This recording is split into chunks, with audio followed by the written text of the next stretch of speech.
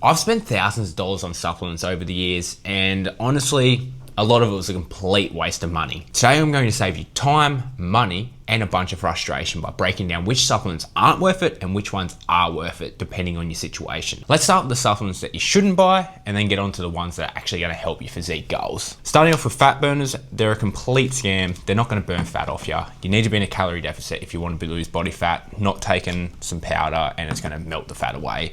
This here is OxyShred. Honestly, it tastes pretty good. I like it as a pre-workout. It's got a good amount of caffeine in there, works perfect for that, but as a fat burner, now, OxyShred is marketed as a pre-workout fat burner, but there are specific things out there which don't even contain caffeine. They're just a fat burner. So definitely don't go waste your money on that. Our next supplement is branched chain amino acids or essential amino acids, BCAAs or EAAs. So these are amino acids, which is what protein is when it's broken down. They're a complete waste of money if you're getting your protein in through food, which I guarantee you most of you watching are. They're just marketed really well and they're just expensive water. Unless you're a super low body fat and you're doing fasted cardio, these aren't going to be worth it. And even then, they're not going to make a difference. You're not going to notice it ever. Don't go wasting your money on amino acids. Our third supplement that's a waste of money is testosterone boosters. If they're selling it over the counter, they're not going to boost your testosterone. A lot of the testosterone boosters just contain ingredients like zinc or something. If you are low in zinc, maybe it might help a little bit, but you're better off just spending your money on zinc and actually knowing if you are deficient in it, not just taking it because you think it's going to boost your testosterone. Don't fall into the hype. It's not going to boost your testosterone. Don't waste your money on it. Our fourth supplement that's a waste of money is glutamine. So if you're having a good amount of protein already, you've got high levels in the body, add an extra to a healthy adult is not going to add more strength, muscle recovery in that. It's just going to be a waste of money. Again, just marketed well. So don't spend your money on it. Our last supplement that's a waste of money before we get on to some quick fire ones is proprietary blend pre-workout. Oh my God, I said that wrong. Proprietary blend pre-workouts. I can't say it very well. So the reason why these are a waste of money is people just put that first word, which I can't really say that well, in front of the pre-workout you're buying, because then they can list a bunch of ingredients, which looks fancy, looks really good. You think you're getting a bunch of stuff, but in reality, you're just getting high doses of the cheap things and low doses of the things that are actually going to work. So don't go waste your money spending on that. Get pre-workouts that are actually proven by companies that have the correct ingredients in there. A few quick fire ones now. Detox teas. Don't go waste your money on detox teas. We got a liver and kidney for that. We don't need to be detoxed by tea. Second one is alkaline supplementation. So our body regulates our pH levels already. Having these products isn't going to change it or will be dead. So don't go waste your money on that. And the last one, fat blockers. So if you're taking a supplement to block fat absorption, it's just going to create a lot of stomach issues and not actually going to lose your fat. So there are a bunch of supplements that don't work and ones you don't want to spend your money on. So now let's touch on the ones that you do want to spend your money on, the ones that are actually going to give you benefit. So even with these ones, a couple of them here, it's going to be dependent on the individual, what they're doing, what they're training and that. For some people it might work, for others it won't, but there are going to be a few that all of us should probably be taking. Starting off the most popular one, and I feel like the last year or two, it's really been breaking through mainstream media and that, which I think is great because it's such a positive to people, and that is creatine. Most research supplement helps with your muscle and strength gain, your output in the gym, makes you bigger, stronger,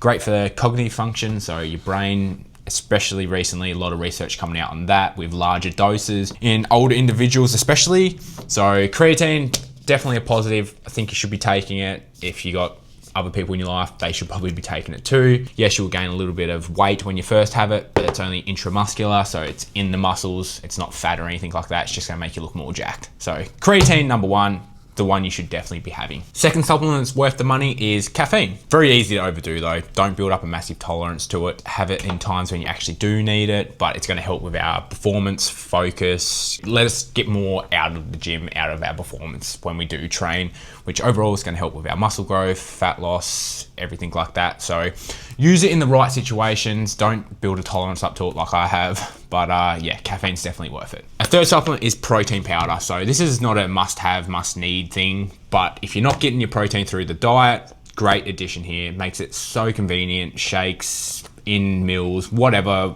any way you can have it. It just makes it really convenient, easy to get your protein in. So protein powder is definitely worth it. Very high quality usually too, fast absorbing. So depending on the individual, the next few might or might not be worth it. Next up, we have fish oil. I think if you're not getting fatty servings of fish throughout your diet, which you're probably not, I don't know many people who actually are eating a good amount of fatty fish every single week, this is going to be a benefit for the heart health, eye health, joint health, your skin, lots of things. Some good research too coming out on hypertrophy, so gaining muscle with fish oil too, which is pretty cool, something I'll keep my eye on. But fish oil, definitely worth it, especially on the days when you don't have fatty fish.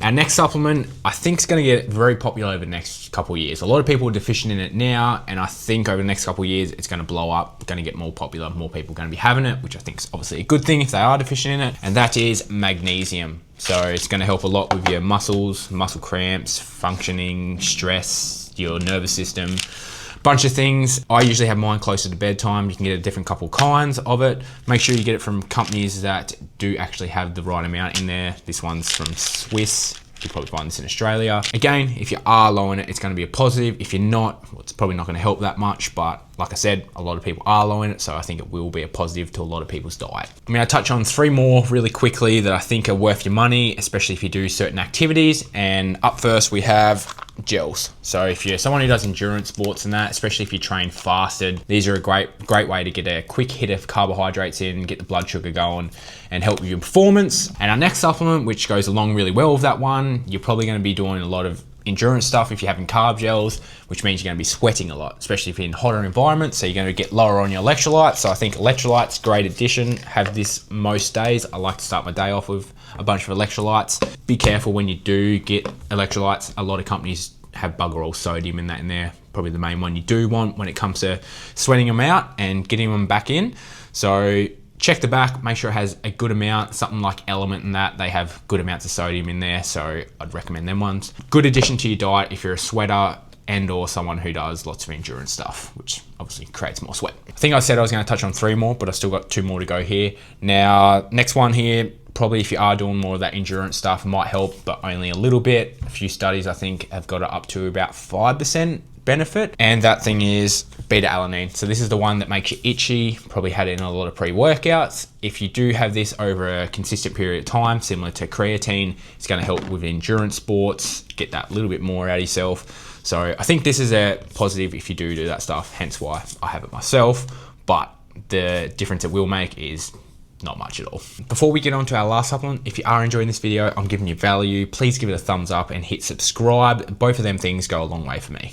Our last supplement that might be worth it, depending on your situation, is a greens powder. So if you're a healthy adult, you have a good diet, eating plenty of whole foods and that, you're probably just going to be creating expensive piss with this here. But if you're not getting that much nutrition through your diet, I think this is a valuable add-in. I usually have a multivitamin every second day or so. I have a pretty good diet, so I'm probably creating expensive piss, but I think it's definitely worth it if you're someone who's lacking that nutrition through your diet. So as you can see, there are a few supplements that are worth your money, but there's a lot more that aren't worth your money. And when the marketing's really good, especially when they have influencers and that behind it pushing them, it's very easy to fall in the trap of thinking it's going to be a magic pill. It's going to fix everything. Your fat's going to melt away. You're going to get really strong, jacked and that. So try not to fall into that trap. Only buy the supplements that are worth your money, and you're going to save a lot of time, money, and frustration. As always, if you did enjoy the video, give it a thumbs up, hit subscribe if you want to see more, and I'll catch you in the next one.